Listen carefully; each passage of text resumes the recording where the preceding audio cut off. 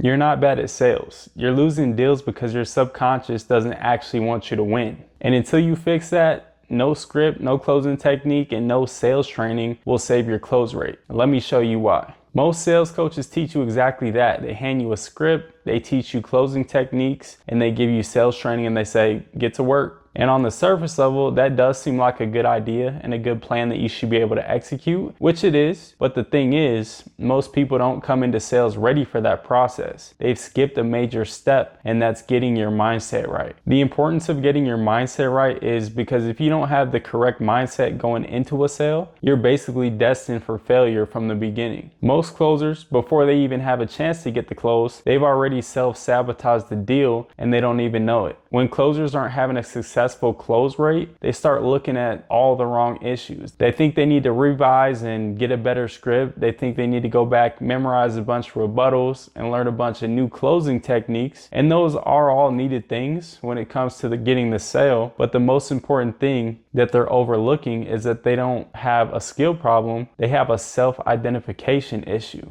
Like there's underlying beliefs that they can't shake, and that will always come back to bite them. One of the big false beliefs that a lot of people come into the sales game is that sales has to be manipulative. Like if you see sales as manipulation, subconsciously you're gonna avoid any conflicts with the client. You're gonna hesitate to ask them questions because you're trying to avoid having them push back against you because you don't want to freeze up. And the problem with this is you can try to stay in your comfort zone all you want and be polite and agreeable when you're talking to these people, but you'll fail to realize when you're not asking the right questions, you're not getting in the sale because the sale comes within those questions. You really have to dig deeper and you have to bring out that person's emotion. If you're trying to play it cool and you're trying too hard to not sound pushy or salesy, you forget what the main mission is in the first place. It's hard for most people to get out of that comfort zone, and I know this personally, but if it was easy, every single person on the planet Earth would be in sales and every single person would be making like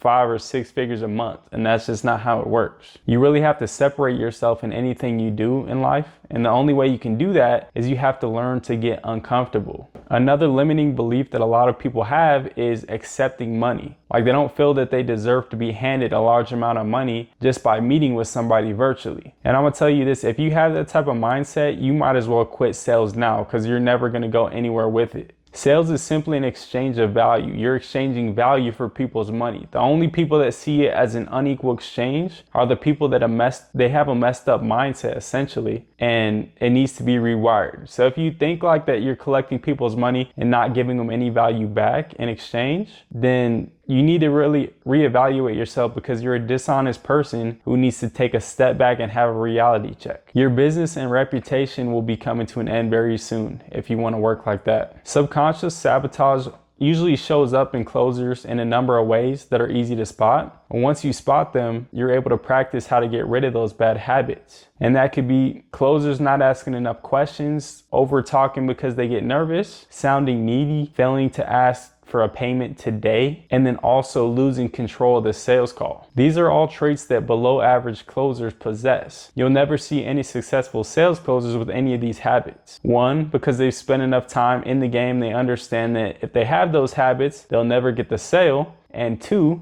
because they've completely had a mindset shift and their beliefs don't have a limiting ceiling. And the thing is, when most of us are starting out in the sales game, a lot of us already come in with those limiting beliefs. Like no one comes in usually as a natural. You have to experience these things, you have to analyze what you're doing wrong, and then you have to make the change to what you're doing. And that's exactly what I teach in the 30-day Sales Accelerator coaching program. Just giving people the foundations to have the correct mindset to do sales. Once they have the foundations built, you can pick up that script that's been proven by top closers word for word and just go off the script. Your personality, you as a person, will fill in the other gaps. Now that's how you're going to consistently sell. Skill and mindset. Most people in general are just scared of trying something new. They're scared of new experiences. And sales is not something that we're taught as a young kid. Like it's not something that's natural to us. So once you get in there and you realize rejection is going to happen every single day and sales aren't going to happen every day, and there's no clear outlook on your success in the future, and you might not have a paycheck at the end of the week, you'll realize that it's a little scary for people. So therefore, before, these people, they go into sales calls already expecting failure instead of looking at a different perspective. Instead of expecting rejection and having conflicts on these sales calls, understand that that's part of the game and just be positive. Don't expect every call to be a sale, but rather expect that, hey, I might meet with 5 people today and 4 out of the 5 might tell me no, but there's always going to be that one person that's going to tell me yes, solely based on statistics. You can calculate this. People think in the short term, and when they don't see instant results, they start to doubt what they're doing. They start to doubt themselves. And in sales, you can't really measure statistics based on a short amount of time. Like, you have to expand your horizon. You have to measure your performance over the coming months and the coming years. Because in sales, you could get a sale every week for a month, let's say. So say you sell 4 times for the month. Let's say you sold each time at $2,000.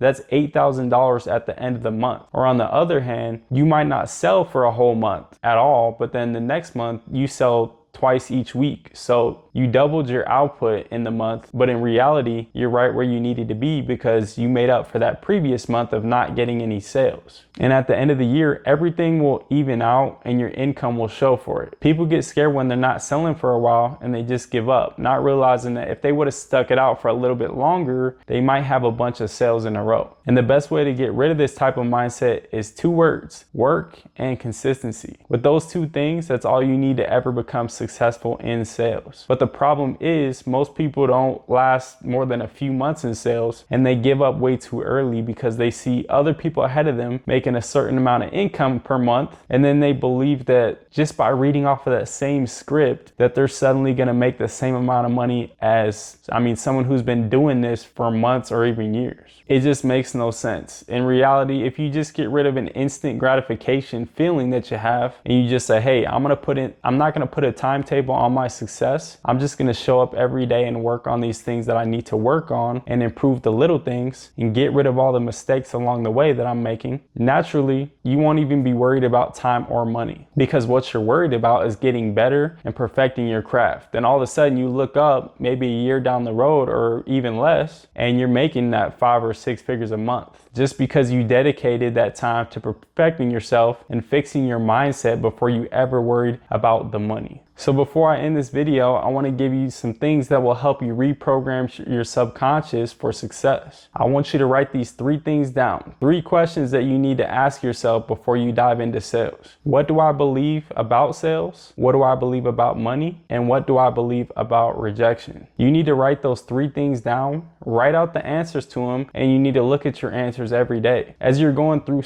your sales journey, you need to realize that those answers may change over time. And when they do change, you need to keep updating them. But as you're updating them along the way, you need to keep your old answers as well. And then you'll realize that your mindset shift has finally locked in. And around that same time your mindset shift is locking in and changing, your close rate is also going to be changing as well for the better. So some things you can do to get better are start recording your calls first of all, so you have a reference to what you're doing right and what you're doing wrong. And when you're in the heat of the moment, you're in the call, you might not realize that maybe you said something you should have, or maybe there's something that you missed, or something important to the conversation that was critical. When you don't get the sale, you ask yourself, what did I miss out on? But you don't have any recollection of what happened. So it's best to start recording so you have something you can play back multiple times and catch every single detail, so that the next time you can practice on being better than the last call. Start building up proof for yourself that contradicts those limiting beliefs. Understand that success is possible. Along with your success, you need to celebrate your wins as well. It's about celebrating wins. Just keep tabs on all your wins. And that doesn't mean going out and being stupid, blowing all your money. It just means you need to find a reward system to make you want to strive for greatness. Do the little things. Like, this is a great way to flip that mindset and start having a positive subconscious thoughts that are going to lead to a higher close rate. That's all I'm going to leave you with for today's video. If you found anything of value in this video, show some love, drop a like, and if there's any topics you want me to make a video centered around, be sure to drop your thoughts in the comments also, and I'll get to them when I get a chance. But other than that, I will be back with more content.